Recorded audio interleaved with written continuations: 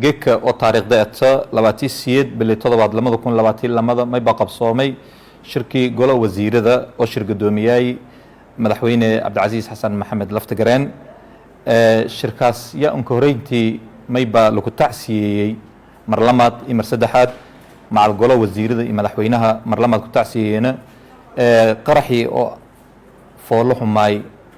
oo jeysideen nimanka nabadiidka ee jeysideen walaalkan marna saaxiibkaana gudoomiyay degmada marka Cabdullaahi Waafow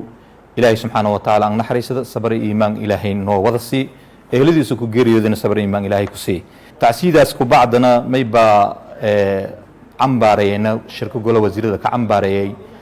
dhibaatadan ama markasta hanagnagati nimanka arraxan laawayaalka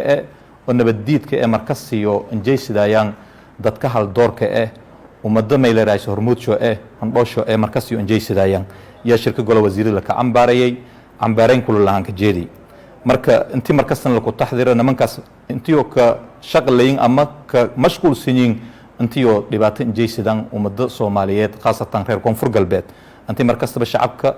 iyo xukuumadda isla wada shaqeeyaan meelhan isku jeesidaan nimankaas oo markasta fadayaan intii umada ku horbaraan dadka oo hormuudka oo handhoosha tacsiidaas oo golaha wasiirada iyo madaxweynaha ku bacda markii la ku gudubi mayba wasiirka amniga lagu dhuunsaday warbixin oo ka saabsan amniga guud ahaan deegaanada koonfur galbeed intii amnisho sugunyi inkastoo oo qaraxyo meelaha qaar ku mid ku dhiyeen sida afgooy oo kale iyo marka shalay qarax ku dhii dadkii ka dhamadana ilaahay intii naxariisa dadkii ka dhaawacmeen intii ilaahay caafi wasiirka marka amniga guud ahaan koonfur galbeed intii uu safeeyay in sheegay may kaleedo dagaalo ku cusboonaadeena xuduudda Soomaaliya Ethiopia oo wali geekan howlgalo ku socdeen liyu booliski iyo ciidamada koonfur galbeed oo isgarabsadayaan howlgalo ku fuliyahay howlgaladaas oo harseedo marka ka cirab tiro doona nimanka khawaarijta oo nabadiidka oo markastaba galaafaday shacabkaana wa khaasatan reer koonfur galbeed amniga markii uu ku gudubna may ba warbixin lagu dhuunsaday dhinaca gargaarka wasiirka gargaarka maareynta masiibooyinka iyo guddigii madaxweynaha aan xil saaray abaaro koonfur galbeed wasiirka may banin sheegay intii oo hay'ado badan ajiibeen oo qaarshoon la sugahayo koonfur galbeed la tacaala doona madaxweynaha iyo golaha wasiirada may bajeediyeen shacabka koonfur galbeed dhamaantiyo intii oo iskaaladan isgarabsadaan iscaawiyaan haddii oo iscaawiyaan markaas ilaahay subhanahu wa ta'ala caawiye umada kale walan qobada korta wasiirka gargaarka may ba ka baaqay intii dadka markaas la wacyi gali oo intii oo iskaalmaysadaan may kale warbixin lagu dhuunsaday wasiirka dekedaha wasiir ku xigeenka dekedaha ayaa warbixin lagu dhuunsaday siina intii dekedaha la dardargeli doona dekedna may leeyahay koonfur galbeed linsuubi doona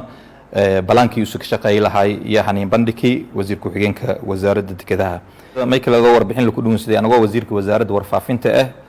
wasaaradda shaqada horumarka iyo suubiyahayti iyo loo dhuunsaday wasaaradda warfaafinta briyooyinkan ka dambeeyay may ba suubiyaasay horumar bilaaran oo dhinaca meediyaha iyo dhinaca shuruucda saxaafadda marka warbixintaas iyadoo kooban iyo loo dhuunsaday maray rajaynaa insha Allah wasaaradda warfaafinta waqtiyooyinkan ha socdantii eedlin bilaari doona shaqadeen horan sii socdo doonta insha Allah Ilaahay subhanahu wa ta'ala karaanagda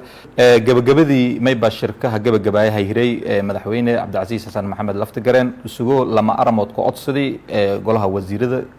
oo lamadaas aramood intii amniga lagu shaqeeyay faylalinka shaqeey la xooji maadaama nimanka nabadiidka iyo ka hoolinyin markastaba intii oo dhibaatayaan shacabka koonfur galbeed iyo dawladdiyo iyo dhinaca abaaraha intii la isku kaalada oo markastaba garab lasi ninis gargaar iyo madaxweynaha shirshay ha ka gabagabaayay idan ma santiin intaas shirka ha ka gabagabaawi shirkii golaha wasiirada